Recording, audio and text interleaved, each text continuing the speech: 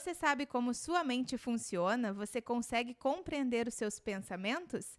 Hoje vamos conversar com a Juliana Santos, que é psicóloga cognitivo-comportamental, com aperfeiçoamento em terapias cognitivas, formação em terapia do esquema, que será concluída em 2023, e já soma mais de 2.000 atendimentos em sua trajetória. Seja muito bem-vinda, Juliana Santos. Querida, muito obrigada. Imenso prazer e satisfação estar aqui hoje. É uma alegria muito grande te receber nos microfones do estúdio AlmaCast, nesse episódio business contando tudo sobre a tua história. Ju, conta pra nós um pouquinho como é que acontece o processo terapêutico. Vamos lá, então. O processo terapêutico, ele tem início, meio e fim. E principalmente na abordagem que eu sigo, que é a terapia cognitivo-comportamental, TCC, nós temos uma premissa, que é o quê? Ensinar o paciente a ser o próprio terapeuta. Então, como que ocorre? O paciente, ele chega no consultório com um objetivo específico, ou seja, o que ele está buscando, o que ele deseja com a psicoterapia, ou se ele não tem clareza desse objetivo, a gente vai encontrar juntos isso. E esse vai ser o norte do plano de tratamento dele. Conquistando esse objetivo, o paciente ele vai entrando num processo de alta, porque a ideia é o quê? É o paciente adquirir essa autonomia, dele ter compreensão do seu funcionamento, dele adquirir esse objetivo e então ele segue tendo uma vida mais satisfatória e saudável. E o que significa esse teu bordão, né? Esse teu jargão que tu usa, que é compreenda a sua mente e escreva a própria história. É muito baseado justamente nisso, na terapia cognitivo-comportamental, que é o quê? É a compreensão do funcionamento da mente. Ou seja, todos nós temos a nossa mente e a gente tem que entender que ela possui um funcionamento. Então, as coisas não simplesmente acontecem na minha vida. Eu tenho uma mente, eu tenho uma base dessa mentalidade e ela rege. Então, enquanto eu não compreendo o funcionamento da minha mente, o que acontece é que ela vai comandando a minha vida.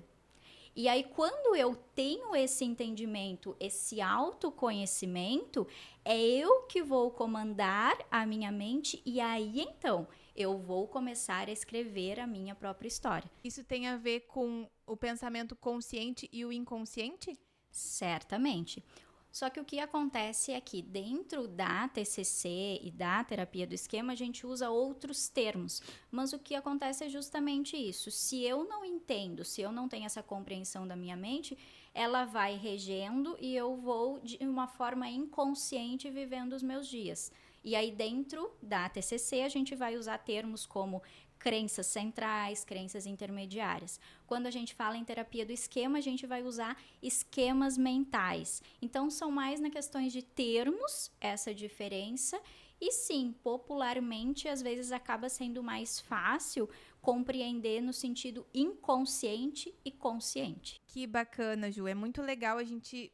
Eu tenho certeza que as pessoas que estão nos ouvindo estão se perguntando, né? Será que eu preciso de terapia hoje para aquele determinado assunto? Explica para nós como são os atendimentos, qual é a diferença da abordagem da terapia cognitivo-comportamental, que é a TCC, e a terapia do esquema.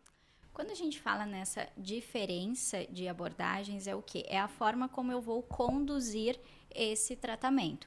Então, em alguns casos, vai ser mais eficaz a terapia cognitivo-comportamental e em outros a terapia do esquema. Isso vai variar. E aí o que acontece é, qual é a principal diferença entre elas? Na terapia cognitivo-comportamental, a gente vai trabalhar com as crenças centrais, crenças intermediárias, pensamentos, o modelo cognitivo, que é pensamento, sentimento, comportamento, todo esse funcionamento nesse viés. A terapia do esquema, ela é uma vertente da TCC. Então, ela tem essa proposta de psicoeducação do paciente se entender, porém ela vem com um viés mais emocional, não tão cognitivos, mas mais emocional, e além disso, ela também é mais propícia para casos mais graves, de transtornos graves, casos mais refratários. Então, por isso que eu disse, né, tudo vai depender do caso e também do objetivo do paciente, né, com a terapia. E existe uma fusão entre essas duas terapias? Existe algum momento em que o paciente começa com uma, depois passa para outra? Como que é esse caminho entre as duas? Pode ocorrer, por exemplo, um paciente ele pode chegar no consultório com um objetivo específico aonde seja mais eficaz a terapia cognitivo-comportamental. E aí o que acontece ele alcança esse objetivo dele, ele vai desenvolvendo esse autoconhecimento e ele identifica demais coisas que ele quer trabalhar, demais demandas que ele quer trabalhar na terapia. E aí a gente pode, dependendo dessa nova demanda dele, migrar para a terapia do esquema. Por exemplo, um paciente chega com dificuldade de falar em público, né? Então nós vamos trabalhar com a terapia cognitivo-comportamental que é mais eficaz, que é a cognição e comportamento. Então a gente vai identificar ali o que ele pensa no momento que ele vai se apresentar em público, quais os pensamentos que vêm. Aí a gente vai trabalhando os sentimentos e o comportamento dele, até mesmo numa questão de exposição. Então, ele vai se apresentar em público e ele começa a pensar, eu não vou conseguir, isso não vai dar certo. Na verdade, é só um pensamento. O pensamento ele não é uma realidade. E aí a gente vai trabalhando isso, fazendo essa diferenciação de pensamento e realidade, desenvolvendo pensamentos saudáveis e junto com isso a exposição, até que ele vá desenvolvendo sim e consiga se expor. Alcançou esse objetivo e ele tem dificuldade nos relacionamentos dele e a gente identifica que é algo mais profundo, algo que vem lá da infância dele, que está mais ligado aos esquemas, aí a gente vai migrar para a terapia do esquema. Perfeito, que legal saber disso e eu tenho certeza que isso está sendo interessante para muita gente que está nos acompanhando e nos ouvindo, porque é um assunto de extrema importância, né? E como é que tu vê a resistência entre as pessoas procurarem ajuda para cuidar da sua saúde mental? Existe uma resistência das pessoas ainda procurarem ajuda? Ainda existe, né, Rê? E isso é uma coisa que eu sempre falo, né? A gente tem dois caminhos. Ou a gente cuida da saúde, ou então a gente vai ter que cuidar da doença, né? Então a gente sabe que não é saudável estar na maior parte do tempo ansioso, não é saudável estar na maior parte do tempo se sentindo triste. Não que esses sentimentos não façam parte, mas por um longo tempo, um longo período, não é saudável. Só que as pessoas ainda tendem a deixar estes sentimentos por até uma resistência, sim, de procurar ajuda. Quando, na verdade, quando se observa que está com dificuldade, não tem o porquê não buscar ajuda se temos nós, profissionais da saúde mental, que estamos aqui, que somos capacitados para ajudar essas pessoas a passar por momentos que muitas vezes, sim, são difíceis e que estão necessitando de ajuda. Então, é necessário reconhecer, se abrir e ir buscar a ajuda de um profissional para isso.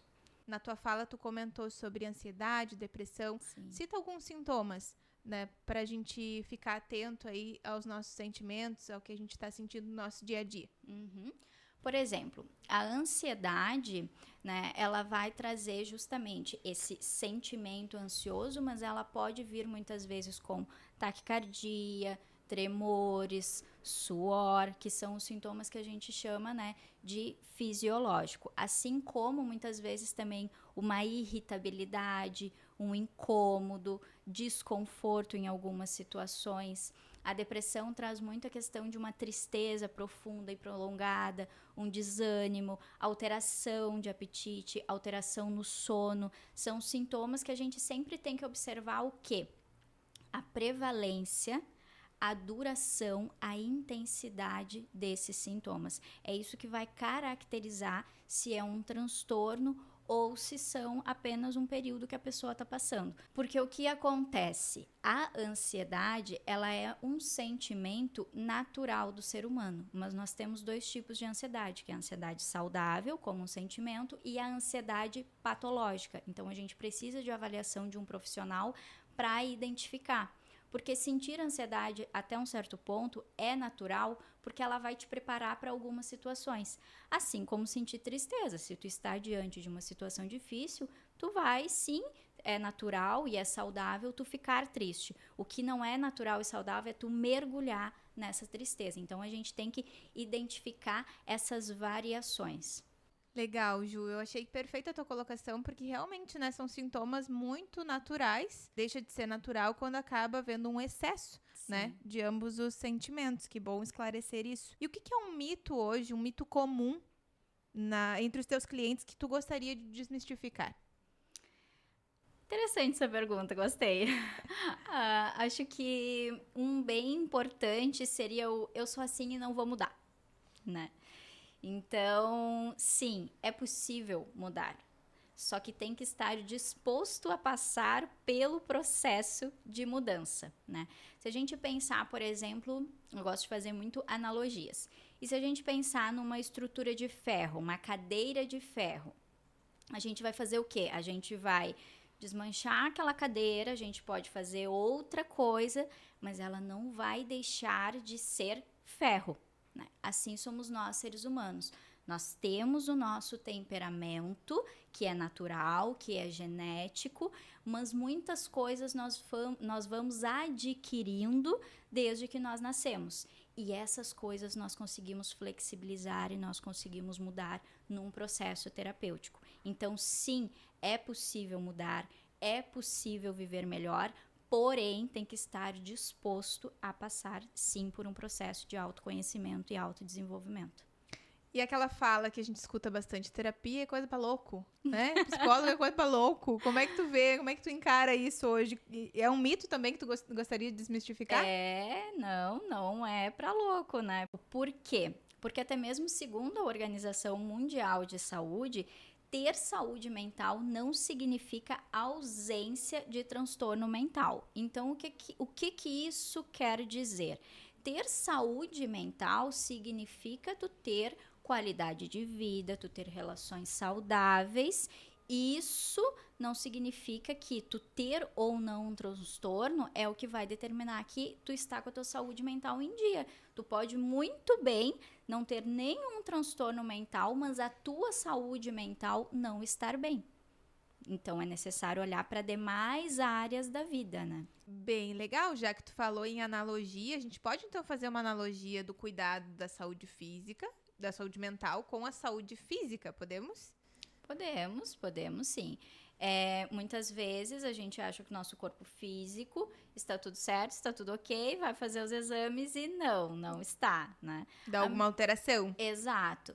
E aí o que acontece na saúde mental, muitas vezes a gente acha que a gente está vivendo muito bem, que a gente está. Só que nós estamos num looping, vivendo num automático e não nos damos por conta que não estamos bem, que estamos na maior parte do tempo ansiosos, irritados por qualquer coisa que acontece, o pensamento está acelerado, então a gente, ou às vezes até mesmo o pensamento distorcido da realidade, então a gente precisa se observar ou então procurar sim a ajuda de um profissional para ter essa avaliação. Tu comentou a questão da cadeira, do ferro, né? Eu lembrei que a gente conversou outro dia sobre os pilares, né? Pilares da saúde mental, da qualidade da saúde mental, De vida. da qualidade de vida. Conta um pouquinho pra gente sobre isso. O que acontece né? Nós temos uma vida e nós temos pilares. Quando eu falo em pilares, eu tento trazer a seguinte também analogia que é pensar numa casa. Uma casa, ela necessita de pilares para estar estável. Nós somos também assim, nós somos seres humanos e nós precisamos dos pilares da qualidade de vida alinhados, olhar para eles, cuidar deles, para que assim nós estejamos também estáveis. Então é o quê? Uma alimentação saudável, um sono de qualidade, uma rotina com planejamento, com organização, relações saudáveis, tempo de lazer, cuidado com a saúde mental. Então, são várias coisas que a gente precisa olhar para isso, precisa cuidar disso para então estarmos bem. É a nossa base. Se isso não está bem, se nós não estamos cuidando disso, em algum momento isso vai ficar ruim. Então é necessário cuidar desses pilares. E realmente é muito bom ver essas coisas por analogias, né? A gente acaba entendendo tão mais facilmente, né? Agora tu falou da casa, falou da cadeira ali de ferro, a gente acaba trazendo realmente a consciência de que parece tornando as coisas mais visíveis, né? E acaba melhorando o nosso entendimento sobre as coisas. Muito boa a tua explicação, Ju, e eu tô aprendendo muito contigo. Com toda a tua experiência que tu já viu nesses 4 anos de atendimento, né? Mais de 4 ou 5 anos, né? De atendimento já? 4 anos e meio. 4 anos e meio. Aí fiquei na metade, né? Isso. 4 anos e meio de atendimento, mais de 2.000 atendimentos. São muitas pessoas, né? Mais de 100 pessoas aí, mais de 100 pacientes que já passaram pelo teu consultório. É correto a gente afirmar que muitas das nossas dificuldades de relacionamento, as nossas dificuldades que a gente tem na vida adulta estão ligados à nossa infância? Certamente, porque é justamente na infância que é desenvolvido esses domínios, né? Como eu falei anteriormente, o que acontece? A gente vem com temperamento genético e aí somado a isso o nosso ambiente, o meio, os educadores, as experiências que temos vai formando a nossa personalidade, né? E com isso a nossa forma de se relacionar. Padrões de relacionamento. Então, se na infância eu tive, por exemplo, padrões de relacionamento, educadores ausentes, a tendência é que na minha vida adulta eu vá me relacionar com esse perfil. E aí eu não vou ter um relacionamento saudável, porque a minha conexão emocional, de uma forma muito profunda, que eu não vou nem entender, mas eu vou me conectar emocionalmente com alguém que não vai estar disponível para ter um relacionamento. Então percebe como está interligado. O relacionamento que eu aprendi na infância eu vou reproduzir na vida adulta. Perfeitamente. E agora falando em vida adulta e criança, a Juliana sempre sonhou em ser uma psicóloga? Como é que surgiu esse desejo de ser uma psicóloga? Conta um pouquinho desse lado pessoal da Juliana. Sim. O que acontece eu sempre tive muito essa questão de ouvir, de acolher, de entender, né? Sempre teve muito presente. Mas na hora ali de escolher o que fazer da vida, né? Eu venho de uma família onde as mulheres todas são envolvidas na saúde, né? Então sempre tive muito presente dentro da área da saúde. Eu sabia que era algo ali, mas não tinha específico determinado o que era. Então quando chegou na hora, está no momento de decidir o que eu quero para a vida, né? E aí foi nesse momento que eu fui me integrar dos cursos e qual que eu me identificava mais. E aí então veio a psicologia. E tu te apaixonou? Me apaixonei principalmente quando eu conheci a TCC e a terapia do esquema. Eu disse, é isso que eu quero pra minha vida, né? Que legal, Ju. E é interessante que os teus olhos brilham quando tu fala sobre isso. É tão bonito. Conta pra gente o que te encanta mais na tua profissão hoje. O que faz o teu coração vibrar e te faz acordar todos os dias de manhã disposta. Vou fazer o meu trabalho com excelência hoje. Sim. Eu tenho muito a questão de que ir atender não é somente ir atender, né? Eu tenho um propósito de vida que é promover saúde mental, né? Que as pessoas entendam o quanto que é importante isso e o tanto que isso faz diferença na vida delas. Então, o que me move é esse propósito, né? De acordar todos os dias e de saber que sim, que eu vou estar promovendo saúde mental. Coisa linda. Aproveitando o gancho, então, da Juliana pessoal, né? Contando um pouquinho da Juliana, das tuas escolhas em ser psicóloga. O que tu gostaria de saber lá quando tu iniciou, que tu sabe hoje, mas que tu pudesse passar pela Juliana lá de 5 anos atrás, 4 anos e meio atrás, tu falaria, Juliana, é assim. O que tu gostaria de saber lá atrás que tu sabe hoje? Bom, então vamos continuar falando um pouquinho mais da minha história, né? Acho que eu voltaria e pensaria no sentido de que quando eu me formei, quando eu finalizei a graduação, eu era muito ligada na parte técnica. Tanto é que junto com o final da graduação, eu também concluí a minha formação em aperfeiçoamento em terapias cognitivas. Então eu tinha muito esse domínio técnico, eu me preparei para atender. E aí eu estava preparada para atender, porém, quando nós somos autônomos, nós temos a parte que nós também vamos administrar, vamos empreender, então nós não vamos somente atender. Então, eu acredito que fica muito ligado a isso, né? De voltar para trás e ver que é necessário não somente a parte técnica, mas também essa questão administrativa, de empreender. E quando eu me dei por conta, foi justamente onde foi a grande virada profissional na minha vida, né? Sim, que naquele momento tu não tinha apenas um consultório para atender, tu tinha um Uma negócio, empresa, uma um empresa. negócio. Isso aí, uma empresária, uma mulher de negócios. Sim. E que fazia tudo, né? O financeiro, o Exatamente. RH, toda essa Exatamente. questão, o gerenciamento das redes sociais, né? Que, por sinal, Sim. que eu sei que é tu que faz, o teu gerenciamento, na verdade? Sim, E muito bem exatamente. feito, por sinal. Muito legal, Ju. E para quem tá nos assistindo, em que momento que pode identificar que precisa do acompanhamento de uma psicóloga? Viver a maior parte do tempo no automático, pensamentos ansiosos, uma mente acelerada, maior parte do tempo triste, não ter hábitos saudáveis, isso não é saudável. Não ter qualidade de vida, isso repercute muito na saúde mental. E se alguém está vivendo na maior parte do tempo assim, é necessário sim um acompanhamento psicoterapêutico.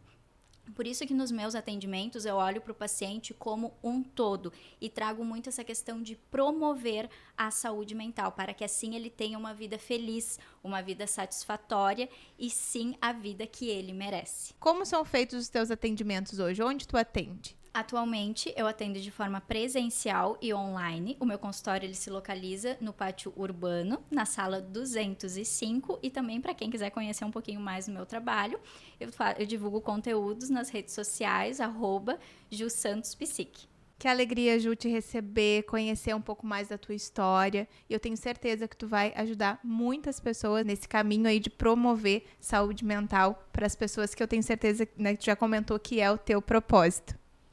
Obrigada, Rê. Adorei estar aqui contigo. Um bate-papo maravilhoso e que tenhamos mais oportunidades como essa. Com certeza. Obrigada a todos que assistiram a esse episódio. Sigam AlmaCast e Alma Collab no Instagram e no TikTok. Inscreva-se no nosso canal. Acompanhe os nossos episódios no YouTube e no Spotify. Encaminhe essa mensagem para os teus amigos, para os teus conhecidos. E até a próxima com mais podcast business aqui no estúdio AlmaCast.